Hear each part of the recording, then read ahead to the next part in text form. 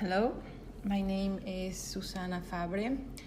I am speaking for the Key Debates in Anthropological Theory module for the University of Wales Trinity St. David, and I will be proposing a motion for a debate in anthropological theory.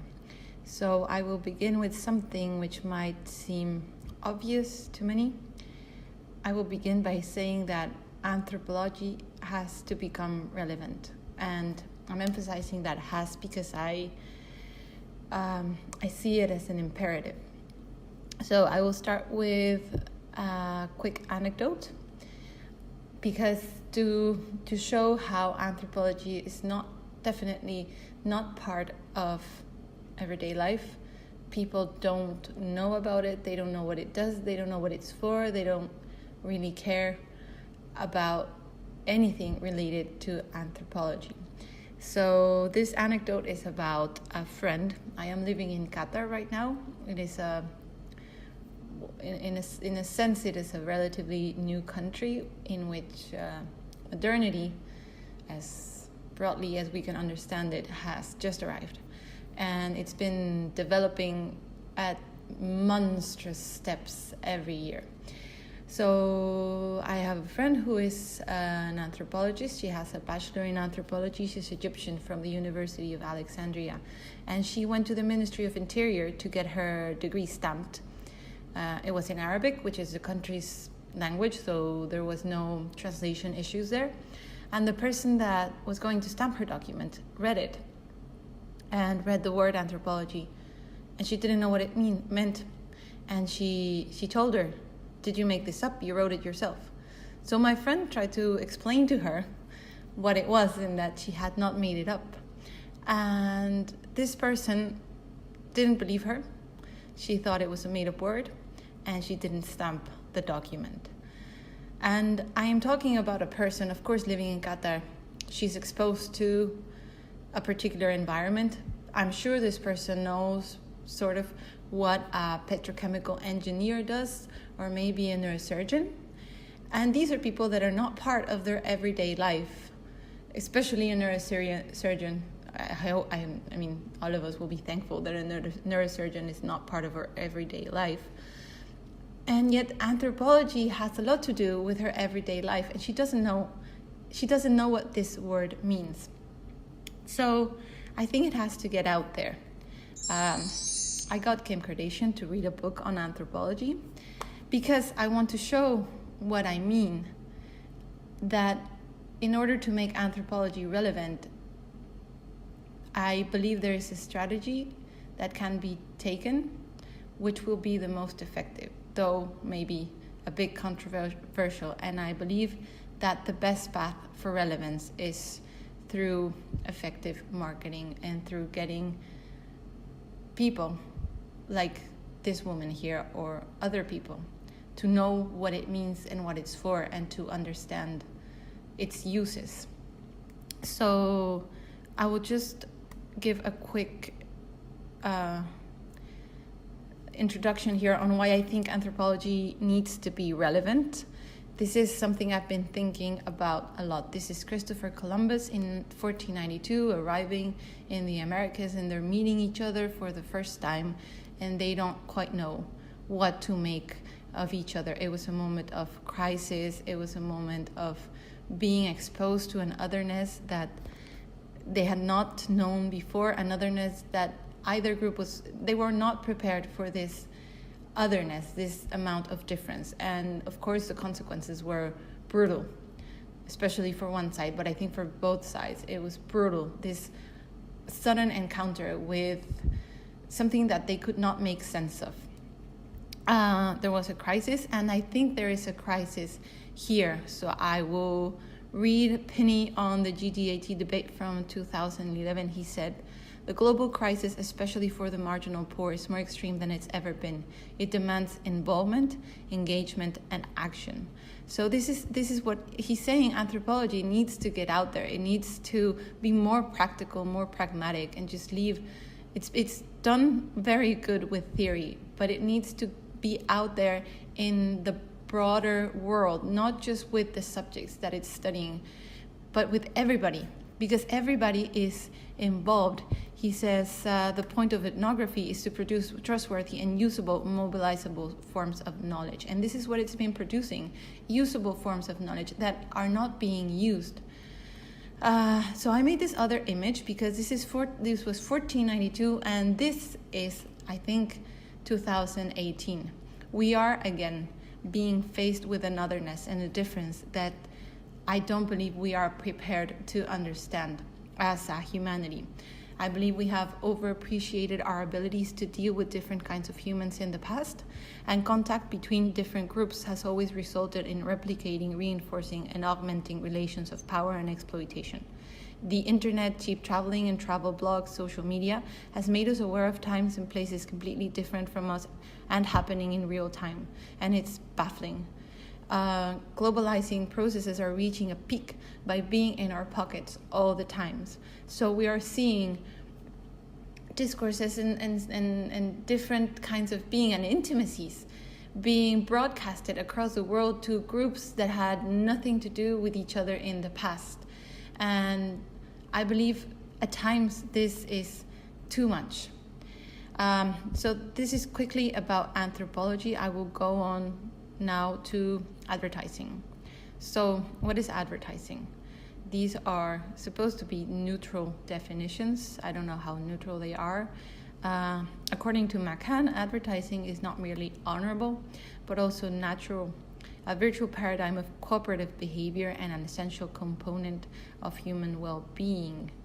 Advertising might be defined as any device which first arrests the attention of the passerby and then induces him to accept a mutually advantageous exchange. These are all by advertisers, obviously. I will be talking about Marcuse Group, which is a group of French intellectuals that wrote a book in 2006. I couldn't find an English translation, so everything was translated by me. The title of the book is Of Human Misery in Advertising, or How the World is Dying for Our Way of Life. And of course they're not neutral about the definition of advertising either, and they say that advertising is basically propaganda applied to sales. And propaganda has a very different background than advertising, which is supposed to be not political, not ideological, and they say it definitely is. So why do I think advertising is useful? Well, advertising can sell custom-made keychains with the face of your pet, or a hot drink laptop holder, or a toaster for Star Wars. So it can sell anything, and it can create virtually anything desirable. It is immensely good at what it does. So to show how effective it is, I think we are all aware of that. We see it everywhere all the time. I think it is too effective. These are numbers by Marcuse as well. They say these are underestimations for 2006, where advertising in France has a net profit of 23,000 million euros, which is 30 times more than the Ministry of Environment's budget. And this is only a fraction of the entire advertising system. According to some publicists, we are submerged in a sea of something between 300 to 1,000 advertising messages every day. But according to journalists, the amount rises up to 2,500. And by specialists at Culture Pub, the amount can reach to 7,000 images. So we are swimming in a sea of images and of messages. Berger, he wrote a book on advertising in the 70s. He says, in the cities in which we live, all of us see hundreds of publicity images every day of our lives. No other kind of image confronts us so frequently, and yet we're so used to it. And the confrontation is so subtle. We actually don't feel confronted, so we just take in the message as it comes. We don't question normally anything that we are being said. Of course, advertising has a close relation with the economy. This is all Marcuse. They say, in its essence, its main effect is the spread of consumerism. It has a central role in the dissemination of the way of life that sustains its development. It is an inextricable symptom of the world's devastation and also one of its engines. It contributes to it in two ways. By stimulating the excessive consumption of industrial merchandise, it favors the development of a devastating economy and in concealing its consequences. Because we don't question what we see, we just say, it's Christmas, we have to buy a ton of gifts, just because. So this thing that advertising is selling us is everything the same. It's homogeneity. Everything looks the same, beauty looks the same, success looks the same, happiness looks the same. Consumers' economies, in other words, are based on the production of individual alienation through the consumption of hegemonic images. So it's selling uniformity. There is a part of advertising that is called marketing warfare. These are not my words, these are advertising words, which are important, as I have written there, that quote. They use a lot of military metaphors for their approaches. Publicists make great use of military, this is Marcuse as well. They say it's not about informing, but about impacting upon targets. They do not address individuals, but segments with an arsenal of sophisticated means. Messages are missiles or bombs. They impart on campaigns, look for cracks, break down defenses. Lastly, they occupy the field. The public does not participate in the dialogue. It is a theater of operations, and what is disputed in the field in which advertising presents itself is the ultimate weapon. So who is the enemy? According to this, the battlefield is the mind of the consumer. So we are quite literally being targeted as bullseyes. It is not peaceful and it is not dialogical. We are not engaging with advertising. Advertising is placing itself above consumers and guiding in a war to obtain its means. So I know mixing anthropology with advertising might seem a bit hypocritical, but I think it is ultimately the language of our time and a very, very powerful and effective tool that is too strong to be flipped over by coming to it as small groups saying, I don't agree with this. But if we speak with the language of the enemy, we can flip it, perhaps, and use its same strategies to change the discourse. Already, advertising and anthropology have been working together, but the other way around, advertising has been using, as Marcuse says, an arsenal of human sciences like sociology, psychology, psychoanalysis, semiotics, linguistics, and of late, cognitive sciences, but also anthropology. Popular press articles have widely celebrated anthropology and particularly ethnography as a new business tool to gain insight into consumers' lives. I found this quote by a man in advertising who says he believes the fields are closely allied because they do like to butt into other people's business up to a certain extent. But apparently their goals are opposite. Marcuse puts this example of advertising looking for uniformity and using insights into the human mind and human societies to be able to sell it. So they say the same car will be sold in Germany, emphasizing its sturdiness, in Italy its horsepower, in its luxury in France, and even its low environmental impact in Scandinavia. The diversity of sensibilities is picked up only to be sold as uniformity. So they do have antagonistic goals. Lately, there's been a lot of talk of ethical consumption. It's linked also with advertising, of course, because it's linked to consumption as first. And the ethical part has also been sold and is becoming a very, very lucrative business. So there's been talk of power of consumers and voting with your money. I don't know if it's too close to the whole system to become anything but part of that system. But it's something like celebrities engaging in what they think is saving the planet.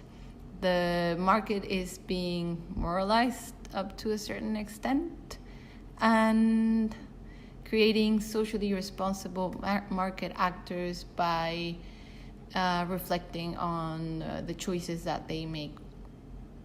Again, this might be celebrities doing, I don't know, starting an NGO or taking up a humanitarian cause, which is also helping them evade taxes and increase their social media following. But it's something.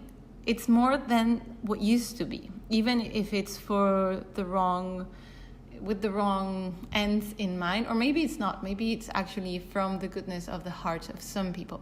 But I think it is something that could be fertile ground for changing the discourse, even just a little bit. In this sense, anthropology has to take up center stage in the way that philosophy took center stage in ancient Greece, perhaps. Tim Ingold has already said anthropology is philosophy.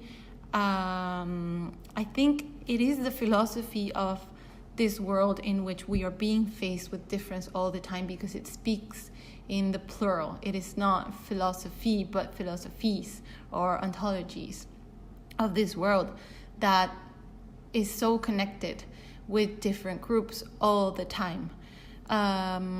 It's not about the methods or its objects, but about framing and guiding decisions and interactions between human groups. And philosophers have always taken center stage. Even today, I found this candle and a lot of other products, because they do have, some of them have very large social media following, and people are listening to them and they are interested in what they have to say, which is something that, as far as I know, doesn't happen with anthropologists. Bruno Latour says it is, while philosophy as a field was totally dependent on the concept of modernity, it appeared to me that anthropology could be an entry into the contemporary. And I think this is very important, because this is it. This is because anthropology speaks in the plural. And I took this quote from advertising. It says, "Branding is now a highly commercial practice that is expected of anyone who has something to say of public value." And I think there it is. Anthropology is there, waving in the middle of the ocean, because it does have something to say of public value.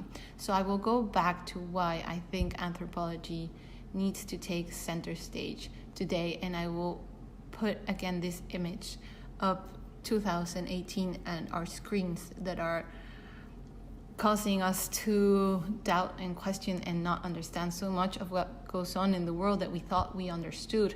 And I keep thinking about this anecdote of when the Spaniards first arrived in the Americas, and when they first contacted the Americans living there, both of the groups doubted each other's humanities, and they both tried to prove or to find out whether they were humans or not. And I think to a certain extent, this is what is happening right now. We can't understand others, and we are doubting whether they are fully human or not.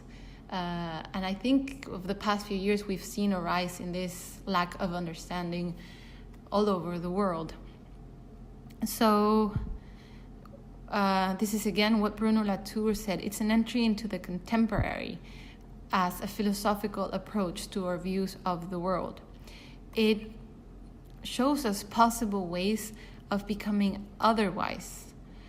And it has a big power of knowing alterity makes us be able to change what we have. And I think everyone can agree that there are many things that could be changed for the better. And anthropology is placed in a unique position to do this with the toolkit that it has and the knowledge that it has created over the years. And it can also multiply our world by understanding, because it has already been multiplied by what we have been exposed to. Anthropologists can offer counter narratives.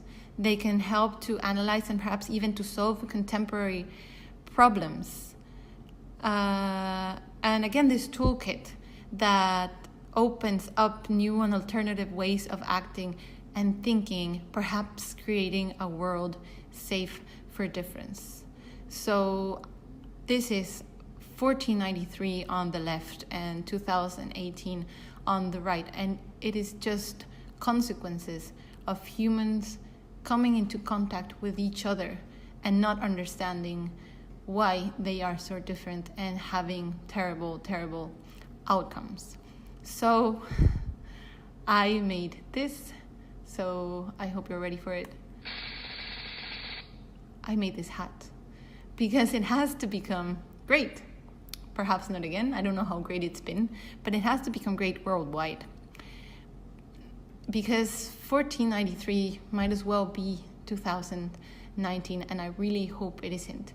But I keep going back to that image in 1492 and these groups coming into contact and not understanding and responding in terrible xenophobia and violence. And perhaps if they had been wearing that hat, perhaps all of that would have happened differently and better. I want to mention for the last part an example. This is made by a group of designers and artists. They are Adbusters. I will play it again because, there it is. They have been trying to change the script for a while now. They have a magazine and they want advertising to sell something other than homogeneity. They wanted to sell difference, heterogeneity, which is exactly what anthropology should be, yes, selling, perhaps, because this is what we are talking about. We are talking about people that consider themselves consumer.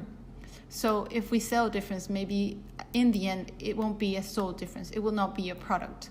It will be an actual belief or an ideology. Of course, many things can go wrong, and that would be part of the debate. I will just put here, they put up a really nice campaign up on a page of a collective Adbusters made that's called 1 Billion People. They just put it up a couple of weeks ago, and this is part of their manifesto. They say, we propose a reversal of priorities in favor of more useful, lasting, and democratic forms of communication, a mind shift away from product marketing and toward the exploration and production of a new kind of meaning. So if advertising is allying itself with sociology and anthropology and psychology, anthropology can ally itself as well with other branches and tell a different story and tell it loudly, the way that advertising is telling its own story. So this is the end of my presentation, and thank you.